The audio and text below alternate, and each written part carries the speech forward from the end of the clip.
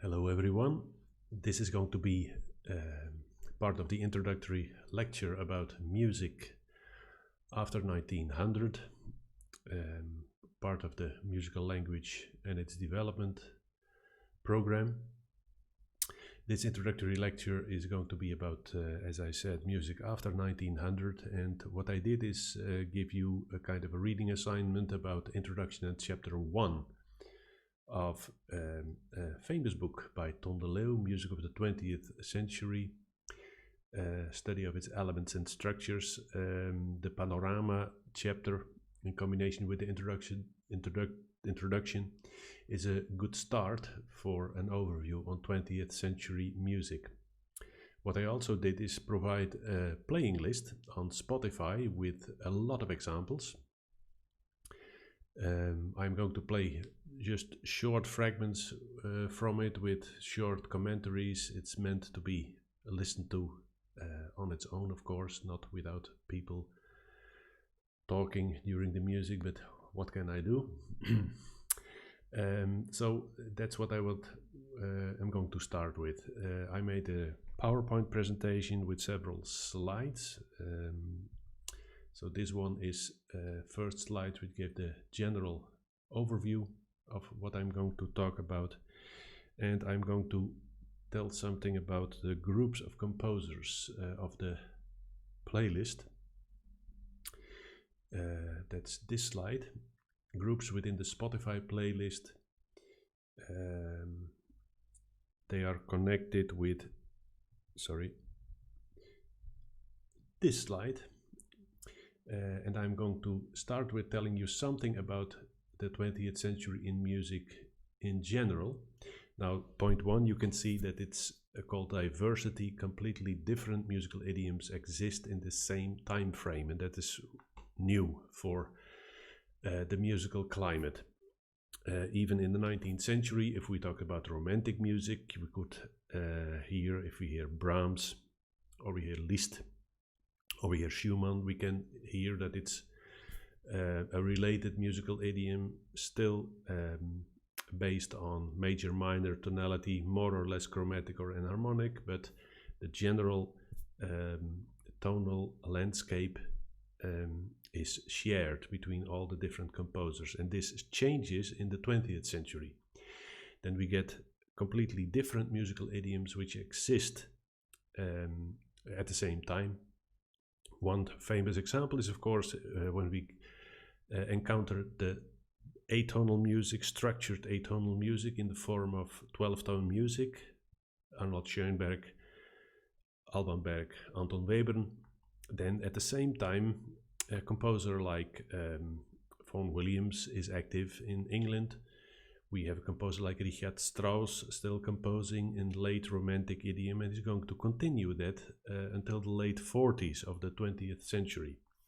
So one of the things we see is that a lot of different styles function at the same time. Now, what happens in roughly in the 20th century? What kind of areas do we have? The second one, romanticism and continued romanticism, is an important one. And then you have to think about music from Gustav Mahler. He dies in 1911, but Arnold Schoenberg started as a romantic composer, and one of his famous pieces, which you will find in the playlist, is Verklärte Nacht. Richard Strauss writes in the 40s his Metamorphosen for strings. Rachmaninoff writes beautiful romantic symphonies, as does Ralph Vaughan Williams. Jean Sibelius is a little bit different, but also a continuation of the romantic symphonic tradition. So this group of composers, they are all active in the continuation of romantic symphonic music. Now, to give you a short impression of that, I'm going to move to the playlist, and I can maybe remove this one. This is the playlist. It's also shared with the barcode music after 1900. One of my first examples is Symphony Number 10, Gustav Mahler, and he died in 1911. One of his really fascinating pieces is the Adagio from his unfinished 10th Symphony. Let's just start listening to it. It begins with a very long unisono melody played by strings, and then the melody is combined with a beautiful harmonic, well-sounding harmonic accompaniment. Let's listen to the beginning of this.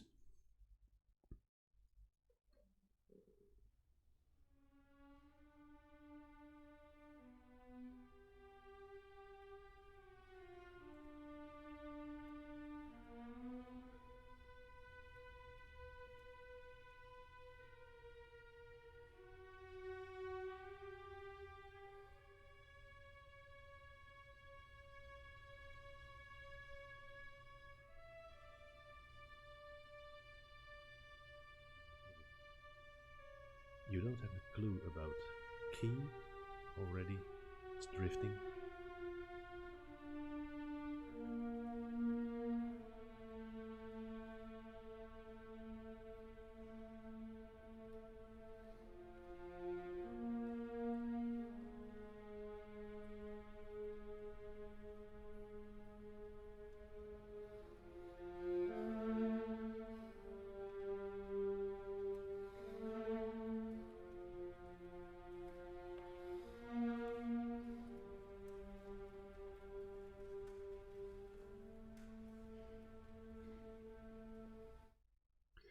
And then we end on something like a leading tone,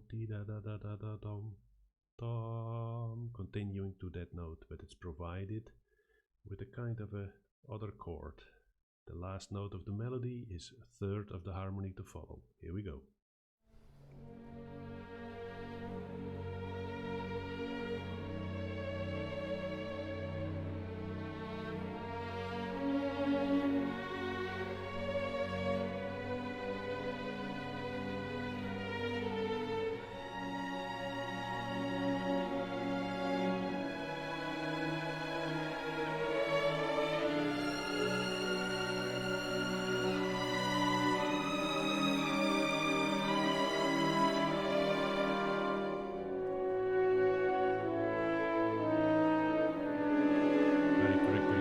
Horn motif.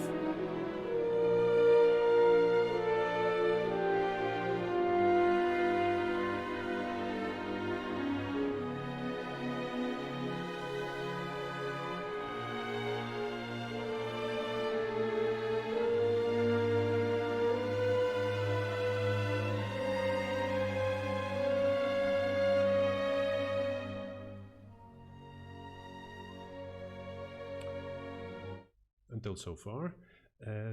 So very long, stretched melodic lines. You are immediately reminded of the unending melody, Unendliche Melodie of Richard Wagner.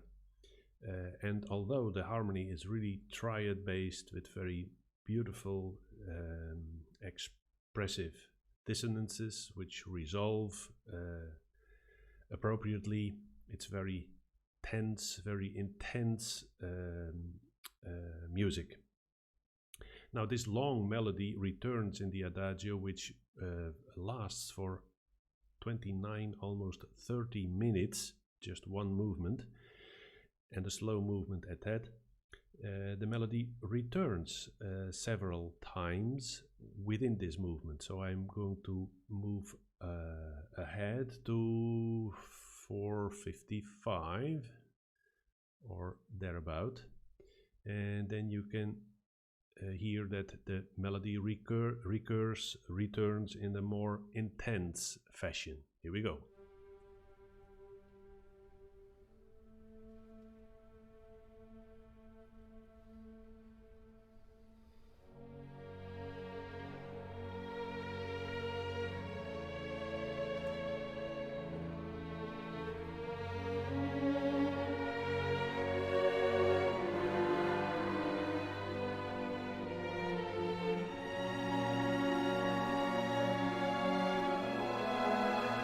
could hear that the brass is already sustaining more.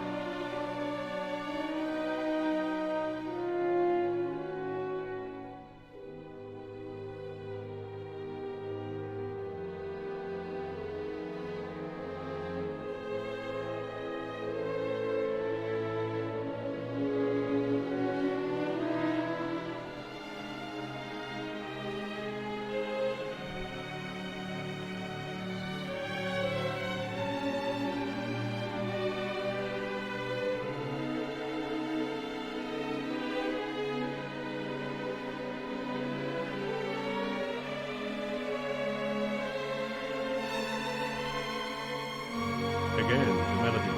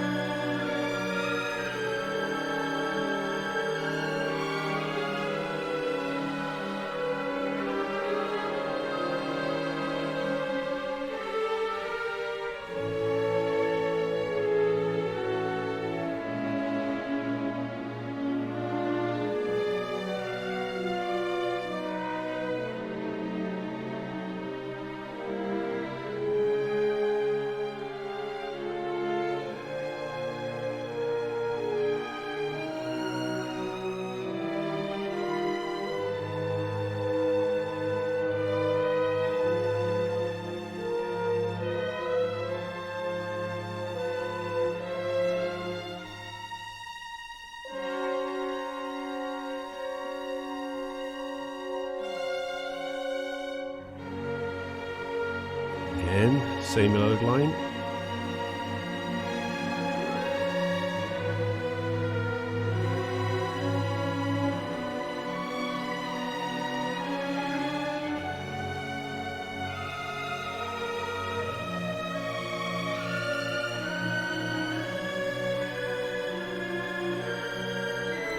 Brass.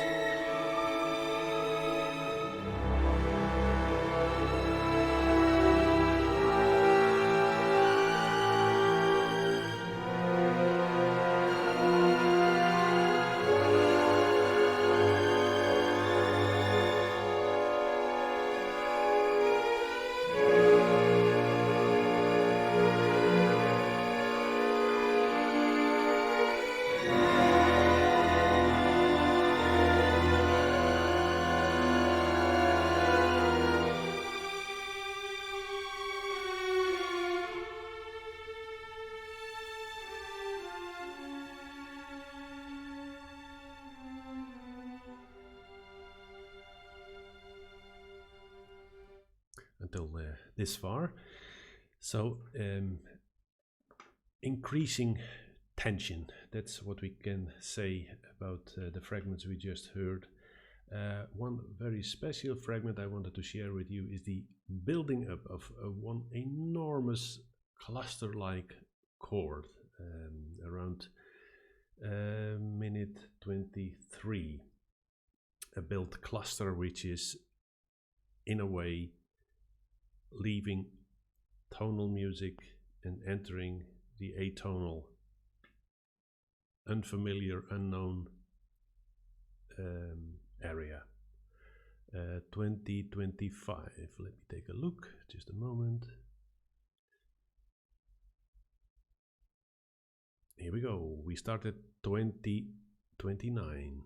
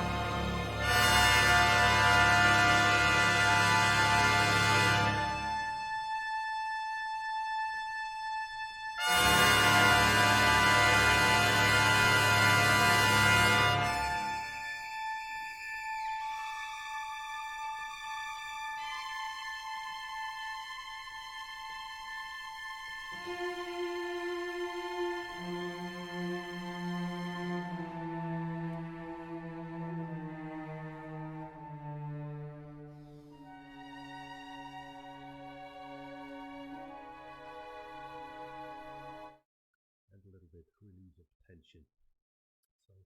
So I think these are illustrations of Mahler being at the threshold of a new era in music. I turned down my microphone a little bit, I'm sorry, but I'm back here again. Now, that was the first one. Let's return a little bit to my slide.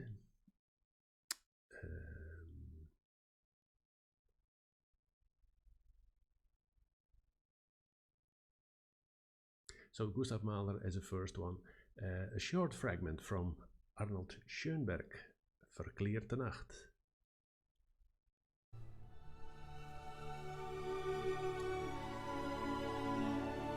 From the fifth movement, Adagio.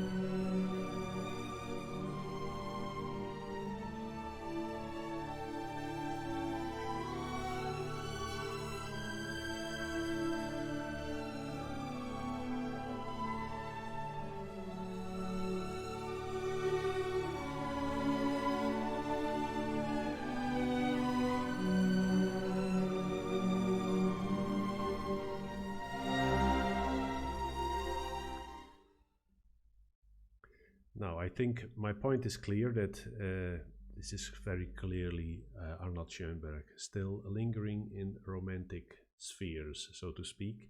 The same goes for someone like Sergei Rachmaninov, who writes really beautiful, mellow, romantic symphonic music. I play a short fragment from his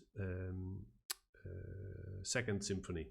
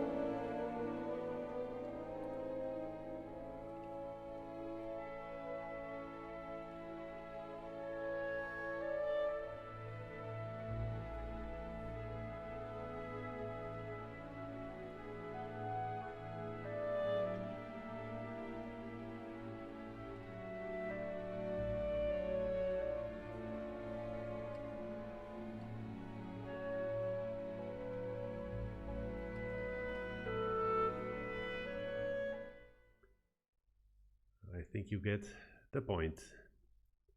It's of course very cruel to stop this beautiful music, but it's just to tempt you to listen the whole thing, of course, with the playing list.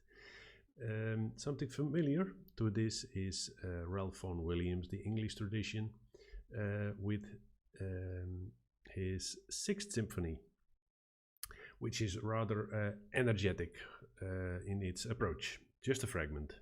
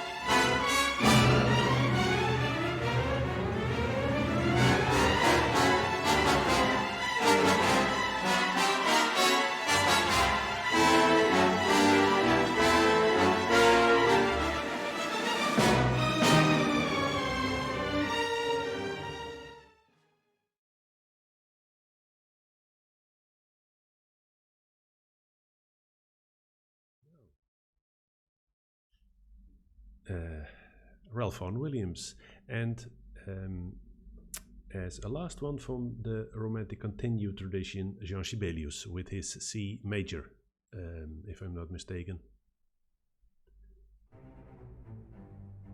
Yes. Symphony number 3.